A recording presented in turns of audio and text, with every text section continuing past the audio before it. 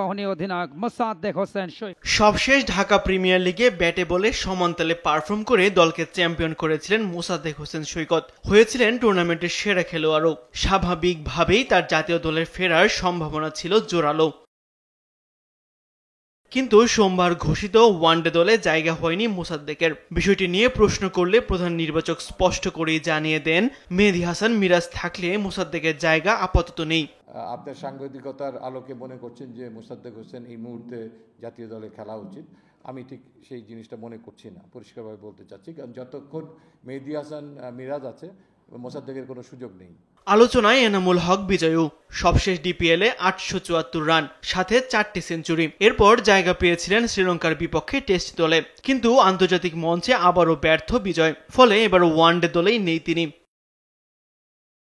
ঘরোয়া ক্রিকেটে ভালো করলেও জাতীয় দলে বিজয়ের এই ব্যর্থতার প্রসঙ্গ উঠেছিল আজ নির্বাচকদের দল ঘোষণার সংবাদ সম্মেলনে। বিষয়টিকে হতাশাজনক বলে মনে করছেন নির্বাচক আব্দুর রাজ্জাক। এটা তো হতাশাজনকই, মানে একটা প্লেয়ারকে আমরা যাকেই নেই অনেস্টলি নেওয়া হয় এবং টিমের সুবিধা হবে সেটা চিন্তা করেই নেওয়া হয়। তো এবং এটাও খুবই স্বাভাবিক নিয়ম, কিন্তু যে সবাই ভালো খেলবে না সব জায়গাতে। তো হয়তো বিজয়ের এরকম একটা মিস হয়েছে আর কি। তবে এনামুলের ব্যর্থতায় ঘরোয়া ক্রিকেটের পারফরম্যান্সকে উপেক্ষা করার সুযোগ নেই বলে মনে করেন রাজ্জাক। এবং এর মানে কিন্তু এটা হতে পারে না যে যারা ডোমেস্টিকে পারফর্ম করছে যে তাদেরকে আমরা দেখতে পারবো না বা নিতে পারবো না। যে বিজয় মিস করেছে তাহলে হয়তো আর কেউ করবে না, তাহলে আমরা কি দেখে নিব আসলে, কোন বেসিসে টিম করা হবে? তো আমরা আমাদের ধারা অব্যাহত রাখবো ইনশাল্লাহ। যারা এদিকে ঘরোয়া লিগে দারুণ পারফরমেন্সের পরও জায়গা হয়নি নুরুল হাসান সোহানের। ফিনিশার হিসেবে সুনাম থাকলেও নির্বাচকদের পছন্দ শামীম পাটোয়ারি, যার আবার ওয়ানডে অভিজ্ঞতার নামমাত্র। সোহানকে দলে না রাখার অন্যতম কারণ হিসেবে নির্বাচকরা জানান, স্কোয়াডে 3জন উইকেট রক্ষক রাখতে চাননি তিনি।